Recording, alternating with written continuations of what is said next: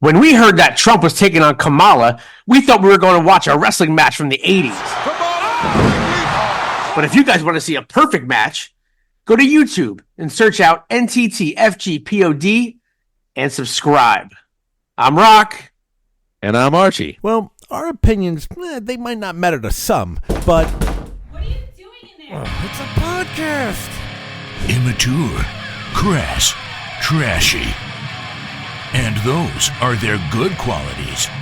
These poor schmucks are a couple of IQ points away from eating paste. But when it comes to music, sports, and comedy, well, that's all they know. You're listening to Not These Two Fucking Guys. Not These Two Fucking Guys podcast.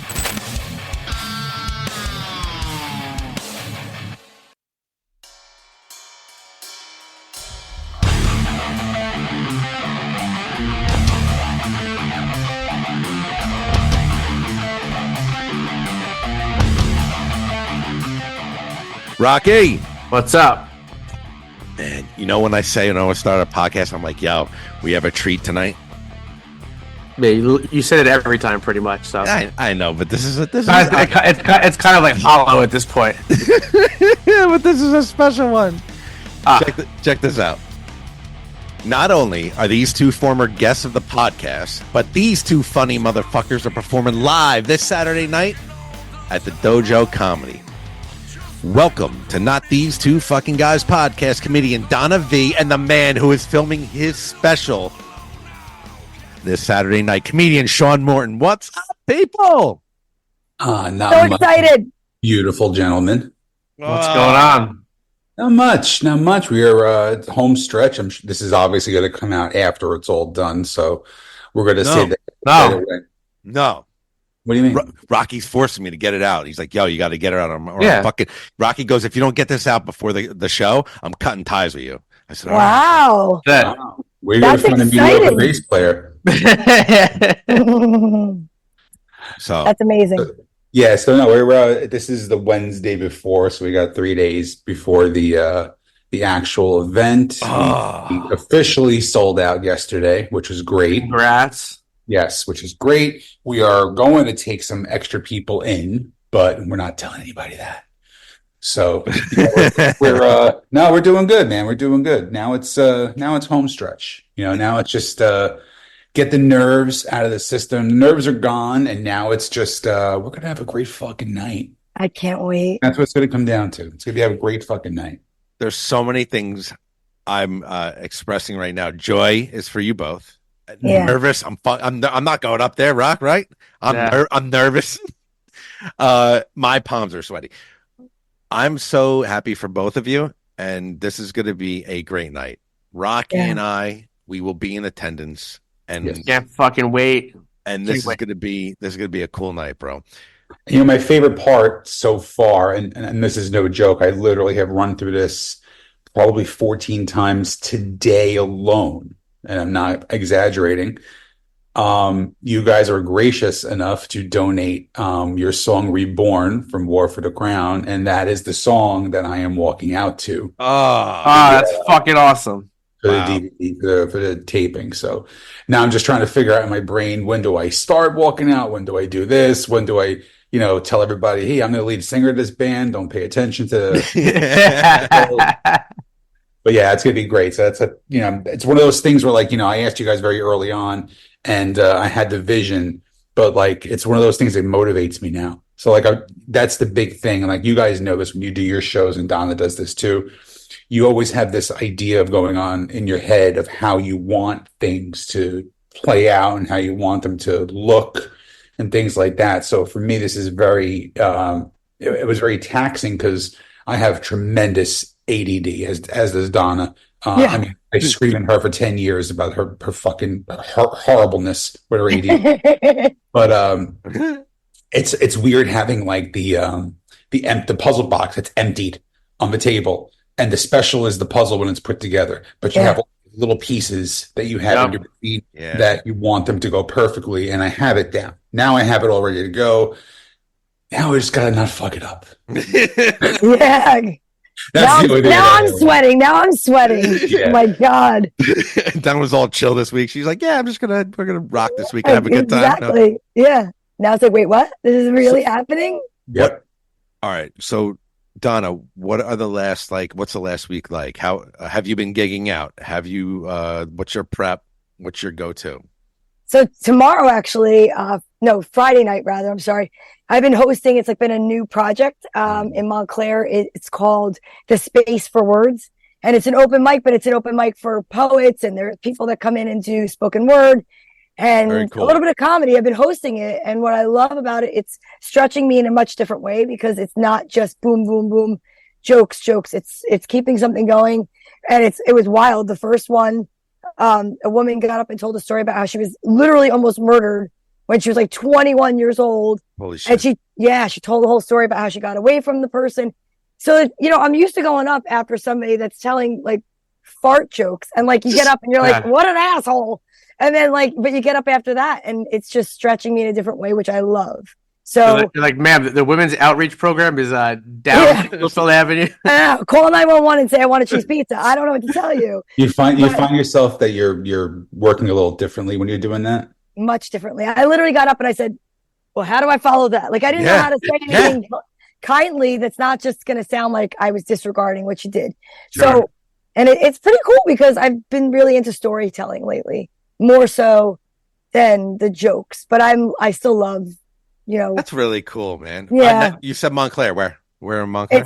It's a place called The Space. It's 356 Bloomfield Avenue, Montclair, New Jersey. It's it's Loft 2. It's next to, the corner of North Willow and Bloomfield Ave. Yes. I know exactly. Across the street from the taqueria. We're just plugging everybody. Yeah. There you go. So, but I just got to say that this is such an honor when Sean reached out to me and he's like, look, what are you doing on, August, 24th? I don't even know what date we're at. Yes. And I said, I don't know what I'm doing. And I'm like, why? What's going on? I'm like, I thought it was to celebrate his birthday. Shout out to Sean's birthday, August 13th. Bah, bah, bah, bah. And he's like, I'm filming my special and I want you to host and, go up before, open for me. And I was like, what? I was like, oh my God, that is such an honor. So I just am so humbled. But I just got off a different podcast with Tracy Locke. And I said, Sean, I just said to Tracy, I'm like, she's like the angel on my shoulder and you're like the devil. No, positively when it came to being mentors to doing comedy, because she's like, keep it clean. Don't go after the audience. Sean's like, do whatever you fucking want. And it's been such an amazing way to learn comedy and to Best of both worlds. The best of both worlds. Absolutely. So I can't tell you how much I appreciate it. That's so fucking awesome. Yes. And don't want to fuck it up. I've said this a million times, but not to these guys. So I'm a firm believer that there's no things happen for a reason. Everything is there. There's a big plan. There's a big universal plan. I'm not saying there's a God thing or whatever like that. I'm not talking about religion. I'm just talking about the way things happen in your life. What happened is you guys knew each other from school, right? From high school. Yeah. So you guys have known each other, and then you ventured into, doing your music, and now you're doing a podcast. So you guys have always had that connection. So, if this actually tomorrow is my 16-year anniversary doing comedy. Nice. So it's one of the reasons why I'm tying in the special to this week. And I've said it a million times, and it's just the truth. For me, the thing I've gotten the most out of comedy is the people that I've met that I would not have met had I not become a comedian. And I would not have met my best friend. And she truly is one of my best friends in the world. There was no way on earth I ever would have met this person had I not been a comedian. Yeah. So that's why I always say it's a whole big plan out there. And basically what I'm trying to say is if you fuck this taping up. Like, No, but when I did ask her to host it, there was only one person. There was only one person I could do that. Sean, what if she's like, you're the devil on the shoulder, and what if she's like, you know what, it's Sean's special. I'm going to take what he says seriously, go after the fucking crowd. She goes after the crowd, and they all start exiting. You get on and 5 feet. I would never. I'd be like, lock the doors. Literally the first time she's walked the whole room, I'll tell you that right now. Listen, it was one time. It was in Nutley. It was hard. One time for 4 years straight. Yeah. Okay. Yeah. We when did we get to see them rock? We saw you guys together, and this was like the first time. This is before both of you were on the podcast. Tierney's. Yeah, this was before COVID, right? Years, and that was way before COVID. 4 years. Montclair? They hadn't reopened after COVID doing comedy. So yeah. Tierney's on Montclair? Yep, Yeah. upstairs. Yeah. Okay. That's where we really grinded a lot of this stuff out. That was one of the most I'm going to say important. It was an important room for a lot of comics, just because of the whole communal thing. But for me, I had that privilege of being able to do it twice a year. I would do it on my birthday weekend. I would do it on Donna's birthday weekend. So I would write, 20 minutes to a half an hour of new shit every 6 months. And I always had a place that I knew that I can go and try it out. Yeah. And whether it was 3 people or whether it was 100 people, that was like the safe place, and we would still go there and hang out and stuff like that. And it brought a lot of people together, and a lot of people really came out of that room too. And as far as like the North Jersey comedy scene, it was a real pivotal room for a lot of people. That's where Sean roasted me for the first time. My kids were there for my birthday. Yeah. Oh my god. Yeah, I really like, she was dating this guy at the time, and he fucking look at death. Like talking about this, and I'm like, I don't give a fuck, dude. My mother was there. Yeah, my kids. No, I know, but it was, yeah. I mean, I knew when I met Sean first. I was just in awe, and I was intimidated because going in that room. Pat was the person that ran it with Christine, 414 Entertainment. I mean, that was the first room in New Jersey that I did comedy in, and it was really supportive. So when I met Sean, I knew he was like iconic, and he was, iconic. No, but seriously, so many people looked up to him, and he still is. And so when we became friends, I was like, I felt like a cool kid. Like I was definitely at the cool kid table in the lunchroom. 100%. So it was really, and he pushed me, which I always feared and appreciated. Like he would push me into all these different situations and these different rooms, and I mean, that's one of the things you have to do, right? I mean, I'm grateful for that. Yeah, I used to break her balls all the time because she would wear this fucking prom dress. It was a Sweet 16 dress, and I did it because I could fit into it. It was my daughter. Yeah, all right. We get that. But I grew out of that set. So pissed. I used to get so pissed because I'm like, you're a fucking prop comic. Why don't you just call yourself fucking Carrot Top at this point? I used to hate it. No, I used to hate it because like I when I work with somebody, I truly care about, how they're affecting your set. Yeah. I don't give a shit. My set's fine. He wanted to say perceived. Yeah, exactly. Yeah. No, I was like, you're better than that. That's what keeps it. Like, you're better than that. And I hate the comics who pigeonhole themselves as like, doing the Italian thing, and doing the Italian jokes with the plastic on the sofa, and then my mom's sauce and the tomato. Oh wait, I gotta take that right out for Saturday. I hate that shit. Like when I was at my biggest, I wrote like maybe 3 or 4 fat jokes, and that was it. And they were like throwaways. I never harped on it. I never believed.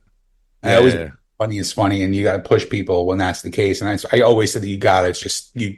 Like I would literally verbally assault her and say, if you wear that fucking dress one more time, I swear to Christ, I'm never going to work you again. I'm never going to talk to you again. I'm going to burn it off you. Yeah, I don't care. I would have at that point. I was going to bring it for you Saturday because I think you could wear it. You want to know something funny? I actually was at like a TJ Maxx or a Marshalls or something like that, and I saw a 2X fucking party dress that looked exactly like that dress, and I swear to God, I was a cunt hair away from going to the room and trying it on. Talk about things going full circle, Sean. There you go. It is going full circle. This is my coming out party, apparently. Exactly. That's why I shaved the goatee off too. I'm getting ready. I'm going to wear a sweatshirt with a big zipper. There you go. It's just so cool to see from where we started, but like Sean, you are our second episode. Mm-hmm. Really our first. It's really our first because like Rocky and I just did our thing, but whatever. And Donna, you were 10. Like you're number 10 on our. We're cranking at 116. You're gonna be 120. I think you're gonna be 120. Cool. But like little flashes are coming to me. Like Donna, I'm having comedy at my salon, but now you're in fucking Montclair, like doing your yeah. Sean, you were doing big rooms, and now you're doing big. Like you're this now. You're it's just the start. Like it's all ups and downs, But like, it's just good to. It's good to check in 4 years, 3.5 years, and see that guys. I remember. Yeah, I remember talking to you when I was wearing zip-up pajamas and reading books to kids and playing hangman in the basement. I'm like in the basement, and I'm like having flashbacks from talking to you guys. And my daily conversation was, no, you cannot quit your job and tell fucking stories to kids every day and make money and pay your mortgage with it. You can't do that. Go back to work. I know, but it was fun. Remember I flashed and I said when I was talking to Sean, he was watching the story time and he goes, "Are you seriously wearing that thing again?" And I'm like, "Yeah, I like this one. It has a zipper." And do you remember that, Sean? Yeah. And in front of kids. And really, I didn't realize it was a lot of guys, even from like India and Ireland, that were watching it. I get messages. I still talk to the one guy. His name is Tarun. And he's like, "You're helping me with my English." And he still checks in like on Facebook Messenger. He's like, "How are you? I just built a hospital in my village." And I'm like, "I'm sending you love and light." Oh my God. Don's been talking to a scammer for 4 fucking years on Facebook. I haven't given him any money, and it took one zipper down. That's it. And it was zip, zip. That's it. He's in Patterson. He's on. And this poor guy building a hospital. They froze his assets, so I had to send him 10,000. Yeah, exactly. But don't worry, he's gonna send it back. He is. Oh my God, It's crazy though, and you see shit online too, like about how think about like the beginning of the pandemic, 4 years, and it feels like yesterday or like a lifetime ago. It's like it does. I think it feels like a lifetime ago. I really do. For me, it feels like a long, long, long time ago. Bizarre. And I don't understand it either. And it's kind of weird. Like I'm going to talk a little bit about it on the special. I'm gonna let you guys in on a little secret. Yes. Oh. Okay. Very nice. Surprised I was going to save maybe for the special, but I'm going to let you guys know now. So Donna knows this. Well, she may know some of it. There's some jokes that I do in my set that I will tell fictional stories about, but I put my friends' names in there as kind of like a little homage to them. So when they hear the jokes, they know the jokes aren't about them, but I'm including them in there. I have 2 new jokes that I have worked out that I have added into the special. Oh no! And Archie and Rocky are going to be mentioned on this. Nice. By name. Thank you, and I'm fucking scared. Yes, you should be, and please do not let your wives watch the special. Oh. Oh no! Yeah. I'm gonna say that it's comedy. It stretches the there's a line between truth and like embellishment, I guess. But I'm gonna say I don't have any fucking idea what he's talking about. He's probably it's probably that dude Archie that he hangs out with. I know, because there's so many people in 2024 who call themselves Archie, Grandpa. Anyway. Oh God, so it looks like it's like a fucking grandpa's name. It's an old name. Why don't you just go by Chuck? Archibald. People thought my name was Archibald for a minute. What is it? No, they were saying, "Arch, you're bald." If we had cheesy sound effects, no, that would have been that one right there. Jason, that's my real name. Yeah, we know shit. Yeah, well, she asked me. No, but wait, you're Jason, but you go by Archie? His last name is partly Archie. Ever since I'm like 12 years old, they've been calling me Archie. So it's been quite a few years. All right. Well, it's not bad. It's like the guy from Jughead and Archie. It was Bunker. Do you know how many people call me Bunker? Bunker. And you're like, hey man, what's up? What's going on, pal? I used to hate it in high school. They would call me by my last name. It just drove me fucking nuts all the time. And some people still do. Like people from high school will still call me my last name. It makes me lose my mind completely. Almost like a Ralph Cramden. Like when he goes Norton, like a Morton. Yeah. Like Oh. Dude, I used to hate that. And then my best friend from high school was calling me Mort. Just he would take the O-N off, just call me Mort. Oh my God. That shit. Fucking that shit. He's like, could say your last name. You know, That's true. I was telling Rocky, like I'm pretty good with last names, dumb and everything else, but good with last names. And I was like, fuck, I feel like I can't pronounce that real quick. Vaicels. Nope. Hold on, spell it real quick. I don't even have it in front of me. Say it again. Spell it. VAICELLS. Yeah.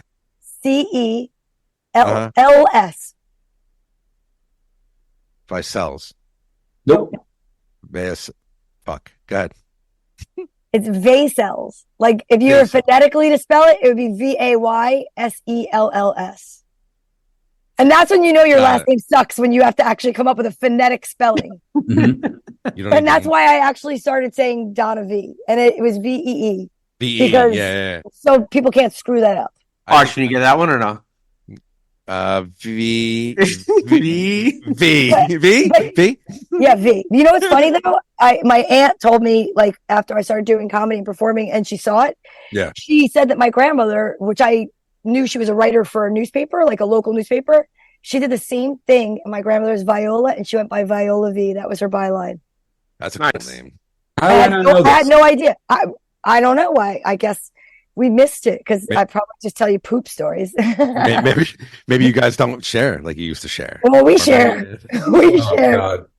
This is the ongoing thing. We've had this conversation a million times, and like I always, once in a while I get that. And I've told her this too. Once in a while I get this. How is it hard having, like, you know, one of your best friends being like a chick? And I'm like, absolutely not, because there's never been anything. You know, there's never been like this flirting or any of that bullshit. Since day one, it's never been that. Yeah. And I always say this is basically how 1 out of every 3 phone calls goes. I'll pick up the phone. Hey, what's going on? How are you? Good. What's going on? I'm bleeding like a stuck pig. How about you? I just shit my pants. Okay, I love you. Love you too. Bye. Click. That's the entire conversation. I've never said I bled like a stuck pig. No, she said you shit your pants.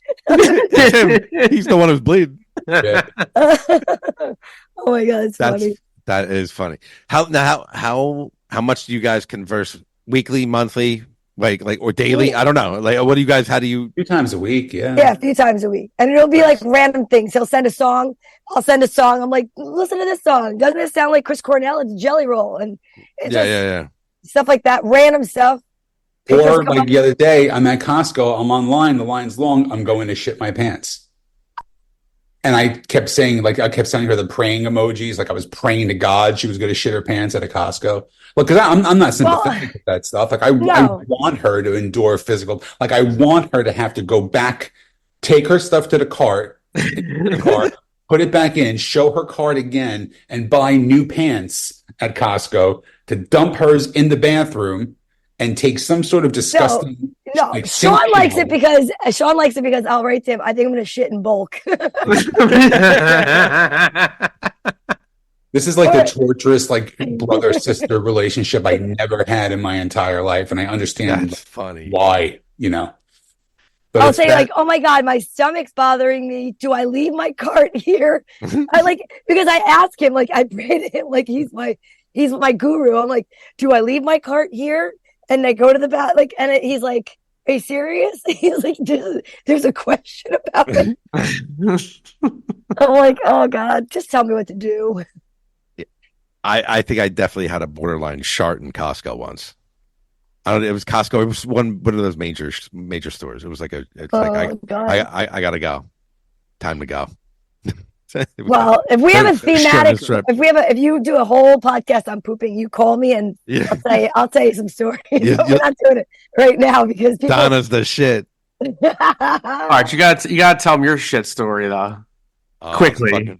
All right. So check this out real quick. So I'm having first time I ate corned beef and cabbage like in my life. Right. And your life. You're an adult. You're an adult. What the fuck? Because I really never. I was fucking Italian. My mom would make corned beef. Did you ever eat Chinese food, stupid? Like, I mean, what the fuck? I just want to let you know. As soon as I said that line, my wife 20 feet away from me is laughing right now. So we had corned beef and cabbage. We left. We're on our way to AC. We left my brother's house. My mom made it. It was a big dinner. We left. We were on our way to AC. I had a cigarette and Jameson and Red Bull. After corned beef and cabbage for like the first time, and I had a lot of it. I had hunks of it with like mustard. So we're like exit. We're like Forked River, 74. I'm like, yo, I don't feel so well, so I unbuckled the seatbelt. That was stage 1, right? We got down to like exit 60 something. I unbuttoned the pants. That was stage 2, right? So then fucking by exit 55, I was holding Bitch bar. Clench. the old shit bar for people out there just listening and clenching. She pulls over at exit 55, and we were dating. How long were we dating for? I don't know. Yeah. So fucking, I jump out of the car. I just took a fucking shit that it just started steaming. It was just, I just fucking, I couldn't. What am I gonna do? What are you gonna do? Should I shit in her car? Probably not. No, you can't shit in the car. So fucking, I go, I need something to wipe with, and she pops the trunk, and she had one of her ribbed guinea teas. Oh my God, a wife beater. So I said, it's fucking pitch black. Now it's a one road, only one car could pass at the same time type thing. I jump in front of her car and I pull my pants down and I said, yo, is there any shit on me? Shut up. She's like, hi, Beamy, we're good to go. Right to fuck Atlantic City. And that's when she knew you were the one. And then she said, this bitch better marry me. That's I gotta have That's this what she was saying to me. Oh my God. Yeah, that was a rough one. That was a rough one. No, you know it's a rough one. The guy that had to clean up the road the next day. Oh, they were like, oh, there's damn fucking deer. Fucking Deer? bear here. Oh my God. We've all had them though. I mean, Yeah, we've all how could you not? No, but Sean, Archie will shit anywhere. Oh yeah, I will too. I have no problem with that at all. I had to go get Delaware one time, and it was like same thing. Like I come over the bridge, and it's like not that far off the bridge, or maybe half an hour over that bridge, you know. Yeah. And like going to the Delaware Memorial, I'm like, yeah, all right, something's happening. Like there's something brewing, right? There's something brewing. Feel it in here. And I'm looking at the GPS, and it's like 22 minutes. I'm like, Oh. got this, no problem, right? Now I'm looking, and it says 6 minutes, and I'm like, don't got this. Yeah. Got this. And I see a gas station. And I'm like, oh, this is amazing. This is exactly what I need, right? I run into the gas station. I go, can I have the key to the bathroom? He goes, bathroom broken. There's porta potty outside. I went, shit. I had to run to the porta potty. I slammed the door behind me. And as I hold my pants down, like I wasn't paying attention. I had leant over, and it just was like Lard Ass Hogan from Stand By Me. Oh my God. Just everywhere. Like a fucking Sprayed like a fucking elephant ass. like a Picasso. It was disgusting. I had to go do the fucking gig right after that too. The fucking chills. Fucking spackled the back of the fucking urinal. Oh my God. Oh, it was disgusting. Oh, yeah, man. Come on, Rocco. I'll tell you Donna's horrible story if you Wow. Archie shat in the nastiest fucking porta potty at PNC at Ozfest.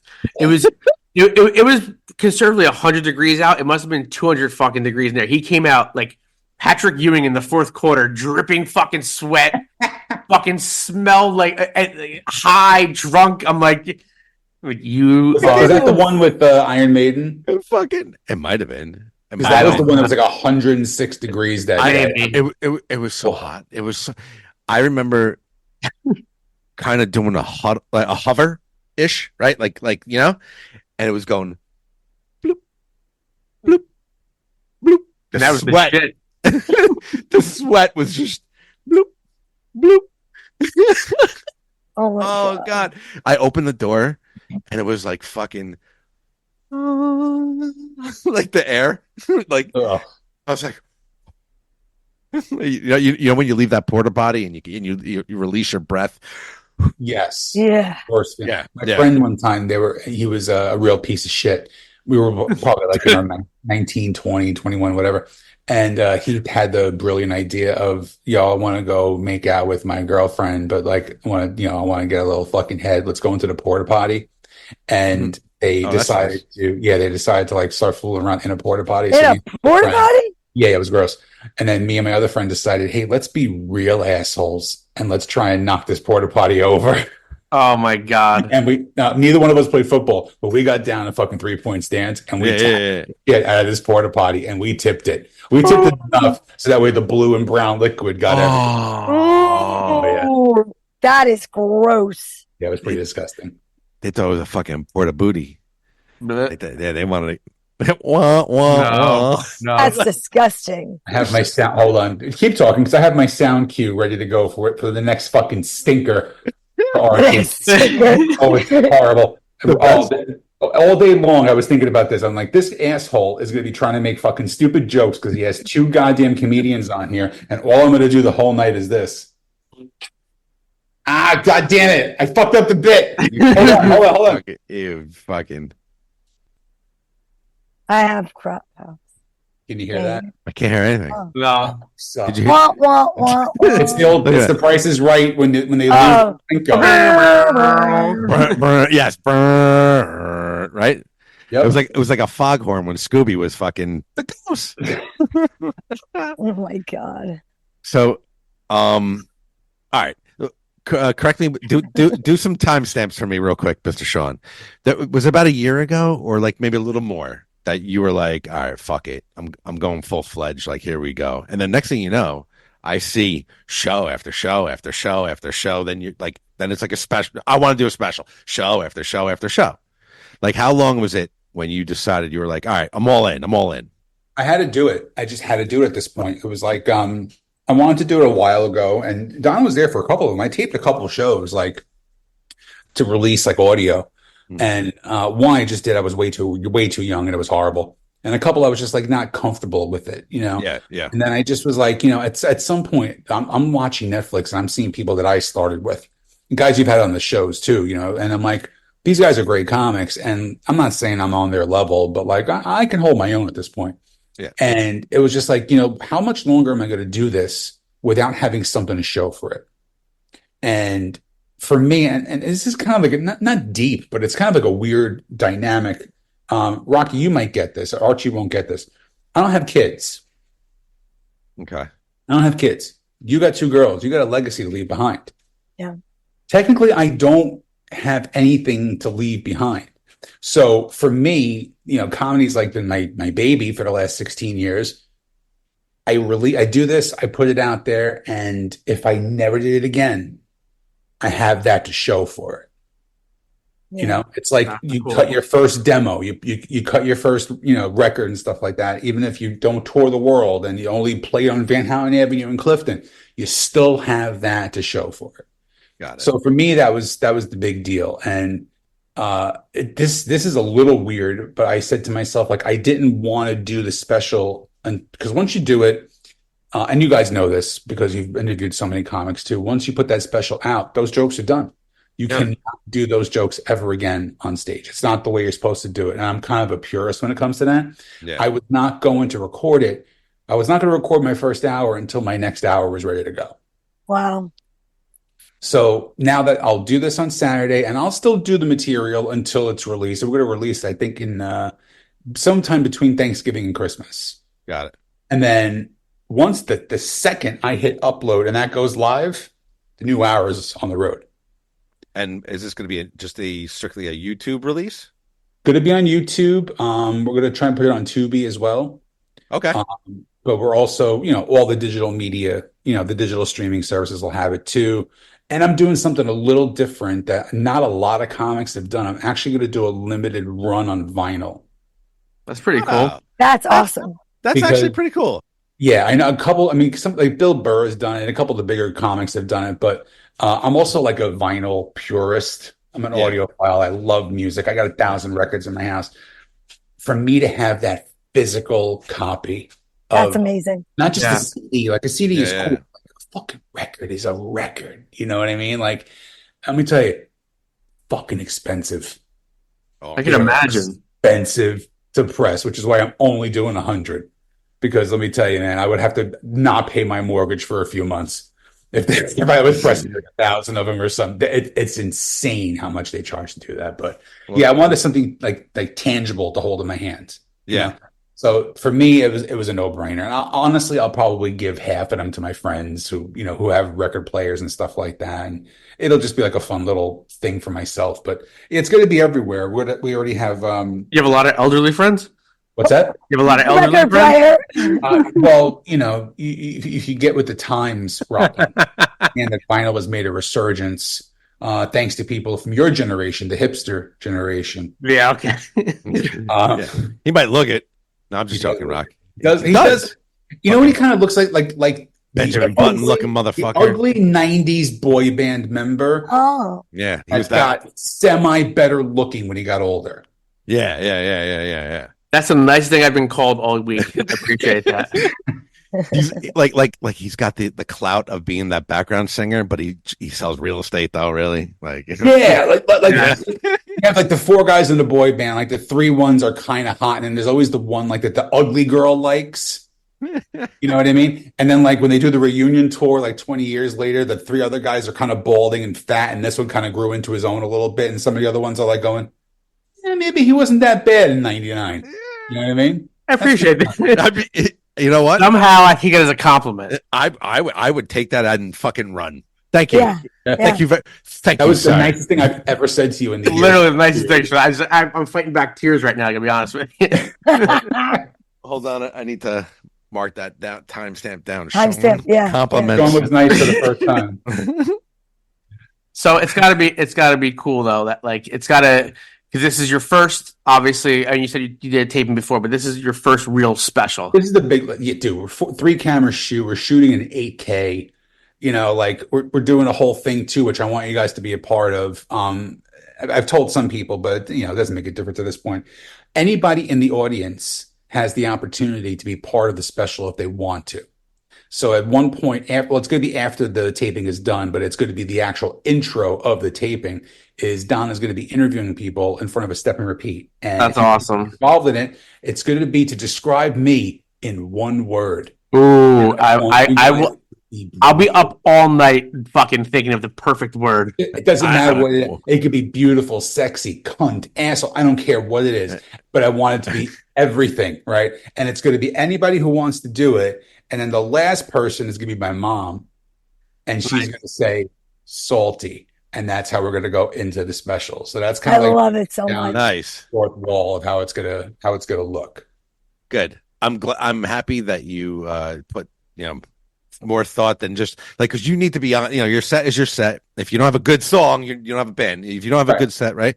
But like you're putting some thought into the special, and you got huge, like it's my first one, and I'm paying for everything. Mm-hmm. I'm fronting the bill for all this stuff, and it's worth every penny of it. But my goal is my next one is going to be Hulu's picking up the tab, or Netflix up, or Amazon Prime or something. So that's why I want to make it look as good as I possibly can to get some attention, to get some traction. And I have goals with it. Like I think I told Donna this once, but I didn't want to put it out there because I was holding it to the chest. But when the day that I released it, just say it's December 13th, that special is going to be number 1 on the comedy charts. I don't care if it's for a minute. I don't care if it's for 10 minutes. I don't care if it's for an hour, if it's for a fucking day. I'm beating Seinfeld. I'm beating Bill Burr. I'm beating Tom Segura. I'm beating Burke. I'm beating all the motherfuckers, and I'm taking a screenshot of it,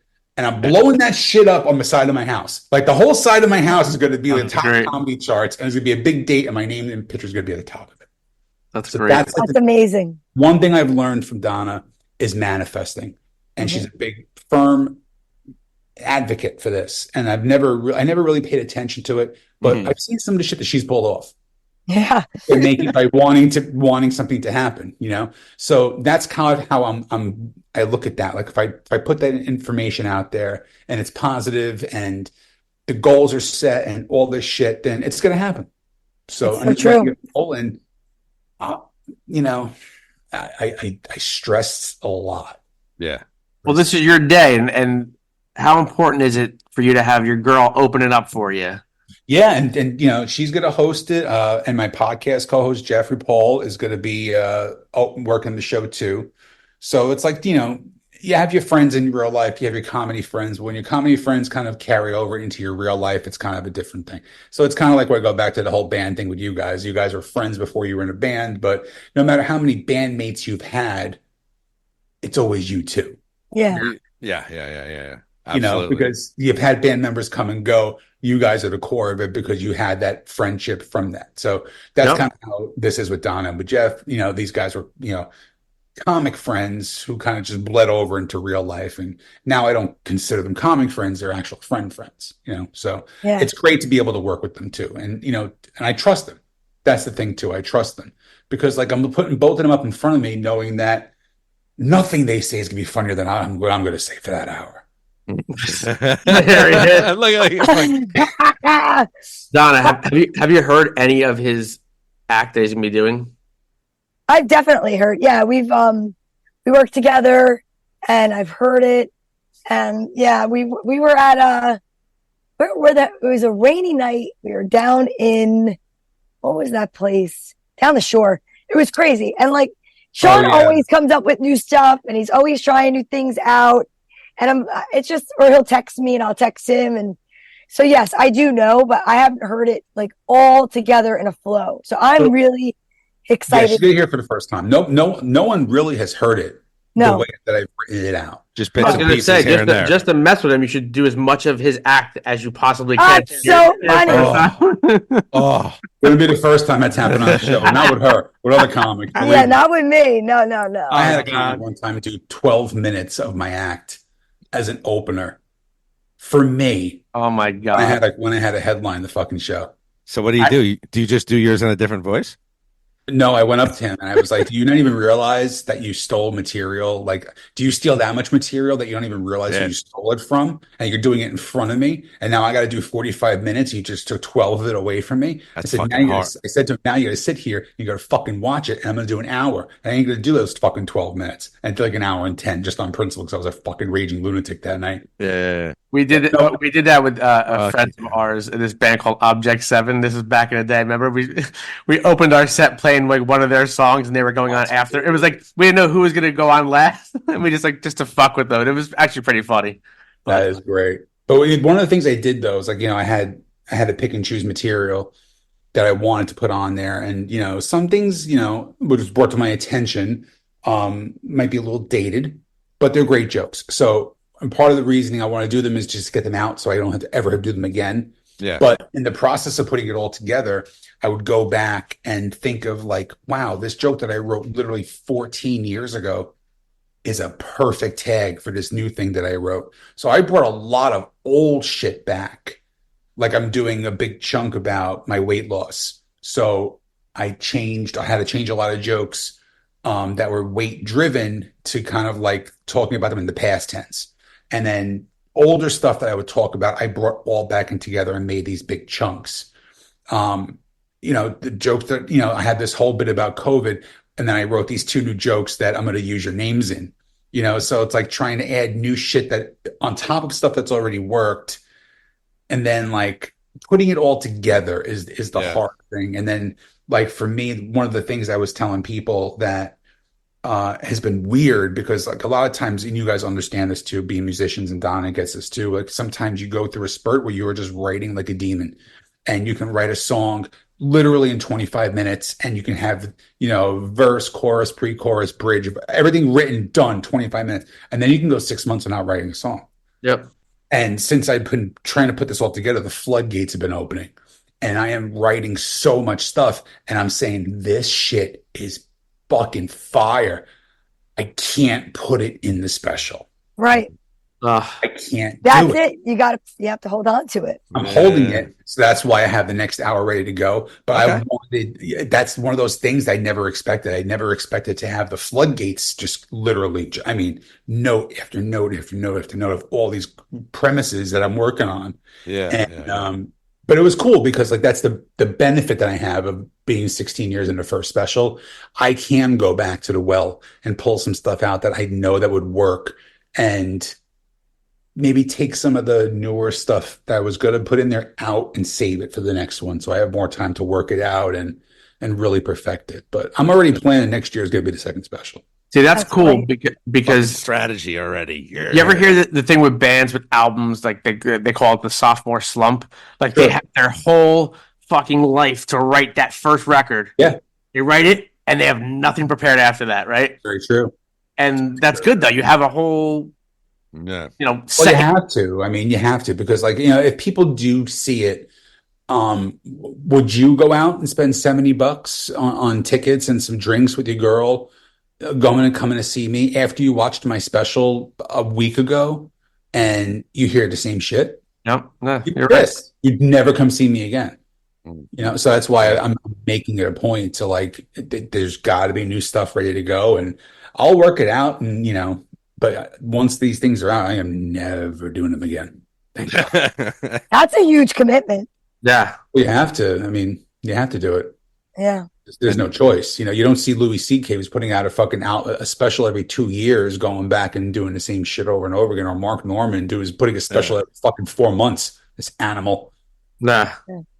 You can't do it. That's how you progress. That's how you move forward, and that's how you get your name out and you get the momentum going even further. What I commend about Louis is that obviously he has more money than God, but he is putting it out on his own platform. Like anybody could do that. You know what I'm saying? So like that's definitely a huge means of income coming that way. But didn't he do that originally out of necessity? Yeah, maybe when he got a little jammed up. Yeah. No, it was way before that. Oh, was it? Okay. Way before that. He got a little jammed up. Concept, man. He was charging $5 off his website, and he made money hand over fist doing it. Yeah, wow. Sure. Hand over fist. That's funny. He didn't even know he fucking he recovered the ball. He didn't even know he did. There you go. I was not even going in that direction. That was old talking right there. That had nothing to do with a pun. Your ideas are flowing so much, you're fucking being funny, not even knowing you're being funny. It's a first. Trust me. It's a first. That's fucking funny. So That's so funny because it's so different than music. Because music, you go and you want to pepper in your greats and all that stuff. But you're right, with comedy, you have to say bye. Yeah. There's no like. It's a strange thing. It is. The only thing I can think of in comedy of something like that is like when people make at the end like make Dice do like the. Yes. I think that there's certain things that just transcend. Or Kreischer. Kreischer through the machine. Like if he doesn't do that, then they're like they lose their minds. Are you fucking kidding me? I spent all this money tonight and you didn't do the machine? Right. Exactly. And he gets a lot of shit for it.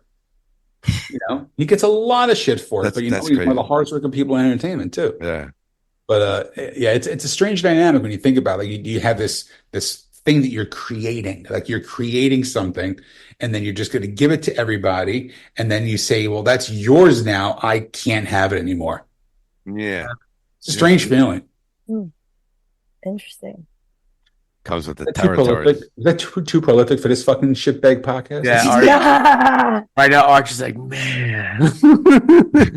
I'm just going back to when he this said, motherfucker's spitting. My mind just keeps returning to when he said vinyl purist, and I just wanted to call him a cunt right there. But other than that, I like the sound. So Donna, what where are we going as far as, all right, so this special comes out. I don't know if you are being recorded or not for the special or however it goes, but what are you doing after this comedy wise? Are you going to go back to your gig in the Montclair? Like, is that where you get most of your set out, or are you? So that is, like I said, I think I really want to get into the storytelling. I'm still doing the podcast. I still work with Tracy Locke. Yeah. And I go back and forth, like hosting for both of them. I would say because of the pandemic, not having the same drive, the place I used to produce the show monthly, the guy passed away from COVID. Like so many things changed, I had to really focus on my business. So I don't know. How full time is this, or part time is this, or you mean comedy? Yeah, comedy. Yeah. Well, I mean, if you count like doing podcasts and then this gig on Fridays, I mean, that's where I'm at right now. I haven't felt the same drive to pursue it like I did if I'm being so honest. Yeah. That's fine. But yeah. No, but this is a monthly gig that we've already got, the rest of the year planned for Montclair. And the person I work with, his name is Francesco Palladino. I did a table read for him for a script. And I'm just, taking it in a little bit of a different direction. Like I said, storytelling is something I really am embracing, but comedic storytelling and, doing it that way. I don't know. It's just something I'm kind of catching on to. One time I had the honor of going to a deaf poetry jam. It wasn't on HBO, but it was at a theater in I think it was Brooklyn. That was it was a different scene, I'm always into music and shit like that. Just hearing how people vibe out storytelling, and some got deep, and some as you probably have witnessed, could go oh, all right, talking about his baby's mama, fucking getting fucking deep here. But then some are light and some are fun, so I can understand the variations of all these types of the people coming in with their own. It's a very different vibe too. I did a thing for USA Today a couple years ago at the Asbury Hotel. It was a storyteller series, and they asked me to do something. And I'm like, all right, this is cool. It's something different, So I write the whole speech out, and I'm just trying to do whatever I want. And I get up there, and I'm like, well, where's the podium so I can put my speech down? And they go, oh, there's no podium. There's just a mic. And I went. I was nervous to begin with, and I was like, oh fuck. So I threw the whole thing away, and I just it's so different because when you get up and do stand up, you're putting yourself out there, and you're trying to tell the jokes and get an emotion and get a laugh. But this makes you more vulnerable. It's a different kind of communication in a way. I didn't like it. I didn't like it. I like to be a little more structured when it comes to that, but but that was it was a nerve-wracking experience. I give her credit. I can definitely see her doing that a lot, though. One of the things that I want to just say, and I'd love to hear your take on it, is, don't you agree, though, a lot of open mics for comedy, it's not really supportive because there's so much ego that you get up there and you write when you're new and you go up and you try it and nobody laughs because you're in a room full of your peers. It's like you would think that they'd be more supportive. That's one of the reasons why you mentioned earlier, I used to have the open mic in my shop, my salon. One of the reasons I did that is because and I am not by any, I'm wearing a bra. I would never burn it. I freaking earned it. You know what I mean? But I'm feeding my dog fortune cookies right now, so he stops crying at me. As you should. Yeah, as I should, because he's coming up to me and he's like, "Arr." I'm like, okay, I'm trying to do something here. But so it was interesting because the guys that I would go to, work material out with, one guy said to me, I had ripped jeans on. It was just like what I had on. He goes, you get those from being on your knees? And I was like, are you fucking kidding me? Wow. This is my room. And I was doing it for the safety of feeling I could just do anything, be vulnerable, because I'd be at other clubs, which I'm not going to name names for open mics. And every other word out of the guy's mouth was like, pussy, tits, this. I was fucking this bitch. And I got up and I did a joke. About, believe it or not, like a diva cup. I did a period joke, and the guys were like, "Oh my god!" I'm like, "It's like a crock pot for your crotch." I'm like, "Set it and forget it." I was doing these jokes that I thought were they were funny because I saw them trying to do this shock humor. So I'm like, I'm just gonna do. I'm like, I don't know why women don't wear date rape condoms when they go out. I'm like, you can wear whatever you want because as soon as a guy sticks his dick in there, surprise, surprise, and the night's over. You know what I mean? I know that's crazy. But I'm like, I think it's a way to weaponize your vagina. But Don't do that, Saturday. You can take an eye out if you queef, I guess. But the thing is that this room where everybody is doing what they're doing, it is supportive like I've never seen. There are one of the coolest things is there's a guy called New Age Hippie. He's been there a few times we've been there. And he mostly performs in Patterson and Newark. He got on the mic and he's like, first of all, I just want to say what an honor it is to be in Montclair. Because there's nowhere to go unless it's hoity-toity where you have to actually submit what you're going to say. How is that art that you have to submit what you're going to say when you want to be vulnerable and just say it? Yeah. So it's like crazy. And then there was an 88-year-old man that decided, I think he was 88, at least he was 82. And he decided to do comedy for the first time. And he was really funny, but he'd never done it because it was just like he never had the opportunity to. That's so cool. I've seen some really cool shit. There was a guy that came the last time and he's like, he read his poem that blew my mind. And part of his intro was, I've just been diagnosed with autism. The guy was like 30 years old. He's like, no one ever told me and I never knew before. And I was like, we were all choked up because, I mean, the idea that he was up in front of people. So there is something to be said. And there's just like something changing within me, mature, like just things I think I've seen that's gone on over the past few years. The connectivity, joking around about it or not with doing the reading for people like kids and really just, I don't know. I know it's going to sound silly, but I hate the cancel culture, but I also kind of don't want to be the person that just mocks everybody to get a laugh. So I feel like something's really changing and I'm actually happy about it. So Good. I heard a great quote from a comic. And if you think about it, it's so true. He goes, there is no such thing as cancel culture at all. You just get a different audience. Yeah. And it might not be the audience that you want, but you're going to get a different audience. Yeah. So very true. Think about it. We got deep this episode. Yeah. I like it. You know, you want to know why? Because we're going to get deep this Saturday. Oh, we are, man. It's going to be fun, man. Like, I look, I am so OCD. I'm an overthinker to the point where I make myself physically sick. And I just said, fuck it. You know, like, I know what I'm doing. Yeah. I know what I'm doing. I'm just going to have fun now, you know? So now I'm really excited now. Like, the dread is gone. Like yesterday, I had an anxiety attack. You want to know why I had an anxiety attack? This is how fucked up comedians are, okay? I booked this special. Oh, shit, what am I going to talk about? Now I got to promote the special. Now I'm writing a special. Now I'm going it out. Now I'm trying it out in these gigs. Oh, shit, these gigs are canceling. I'm not going to be ready. Oh, wow, we got 75% of the tickets are sold already. Awesome, right? Now it's like, oh, we only got 8 tickets left. Now I'm saying to myself, am I a failure if I don't sell these 8 tickets, right? Yeah. It's not a sellout crowd. I'm going to be now. If I have less laughs, it's because I didn't sell those 8 fucking tickets. And then yesterday I got the word we're sold out. I'm like, Jesus Christ, this is the worst fucking thing that can happen. Now it's sold out. Now I can't fuck this thing up. You know, my head has been in a million different places. Like I just had that moment, and I'm like, you know what? Fuck it. I got 2 of my dearest friends in the world. I saw the guest list of people who bought tickets. I know every fucking person.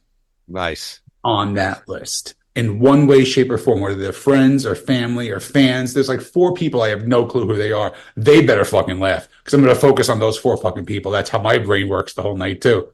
So it's gonna be a good time, man. I got you guys are representing, and you guys are so cool giving me the song. You know, it's like it's all in my head, and now it's finally going to get the fuck out of there and go on tape. And you guys are playing a big part in it, though, which is very cool, actually. Well, I think we're honored to say the least that we are, since it feels to be close enough to you that you would grace us being a part of your day. Young. Oh, don't get me wrong. I wanted a Life of Agony song. Let's just be perfectly honest. Okay. And I realized it could cost me a lot of fucking money. Couldn't publishing on it. So it was really cool. No, and this is, I mean, I'm not going to keep rambling about this, but when you guys sent me the song and I'm listening to the words and I'm like, Jesus Christ, I just dropped 200 fucking pounds. And I'm listening to the things about shedding my skin, selling my soul. And I'm like, I'm reborn today. I'm like, this is like, I could not have asked for fucking anything more perfect. And then once I heard that, like, wow, I really should be singing for this band because that's fucking horrible. Rock, we never got signed, but we're in Sean's heart. You're in my heart. That's all that matters. Well, listen, and just in return, you got to be like, when you make it big, like Adam Sandler, and you start getting fucking movie roles, you have to have all your friends in it, right? And I would do that in a heartbeat. So I know you would. You would. Nobody on this podcast is going to be on the movie. I would have done it at least. Jesus. Yeah, really. Yeah, really. I would tell people to go to the Dojo of Comedy website. I hate how he says Dojo of Comedy. What would you say? What would you say? Dojo. Dojo. Dojo. No? But but I got Dojo fortune of cookies. Comedy. Here, this is for you because that's how you said it. But that's what I'm saying. That's not how they say it, the Karate Kid. Yeah, but we're not the Karate Kid. Yeah. Oh, so We're not in Okinawa. Dojo. Hey, here he is. You're in Jersey. It's the Dojo of Comedy. I'm gonna stay at the Hojo, and I'm gonna go to the dojo. I like your mojo. Fucking anybody else? All right, so it's fucking sold out. Like this is Sean. It's fucking sold out. Donna Vee. What? I'm sorry. What Jeffrey is he? Paul. Say his name again. Jeffrey Paul. He's actually couldn't be on tonight because he's on 101.5 FM right now, plugging the show as well. He got he got the Lucky Talk show. It was like you got. I can't curse on that one though, which is good. Thank you. Thank you guys, to both of you, and it's a pleasure that you that we get to share this moment of your life with you. And good luck, and we will see you both there. Have fun. So excited! Thank you so much. Thank you, dear. I'll talk to you tomorrow, guys. I will not talk to you until Saturday. Fuck you. A break. the great Donna Vee and Sean Morton this Saturday night at the Dojo Comedy Club. Dojo. At Tips in Morris Plains, New Jersey. And I just want to end with this. It is the best club in New Jersey. Mike Romanelli, who is the owner of Tips, who is running this club, has turned this place in 2 years into one of the biggest clubs in the state, where he's having Joey Diaz pop in on every Wednesday. Awesome. There, yeah. Mark Norman and Rich Voss and anybody who's a name in comedy is headlining this room now. It's amazing. I saw some. I looked at the calendar, saw some cool names, and now we're going to add you to the list. Big Sexy. Mm-hmm. Thanks. I actually lost weight. You don't have to call me Big Sexy. Donna Vee. It's still bigger anyway.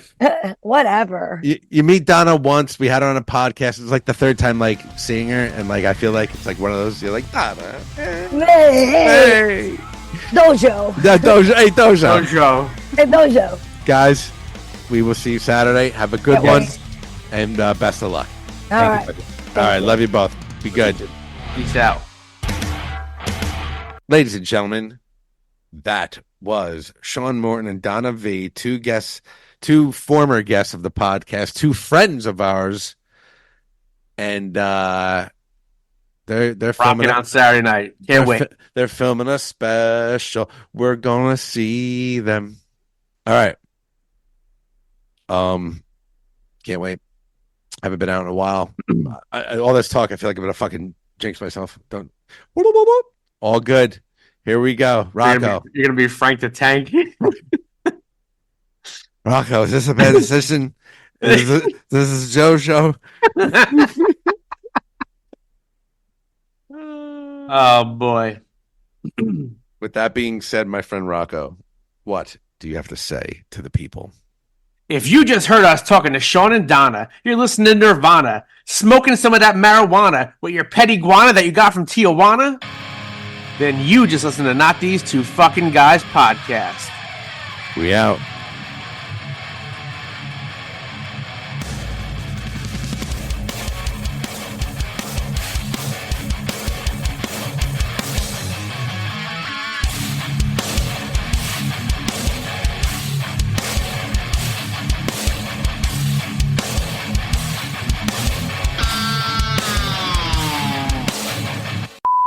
That was so much fun. You guys are great.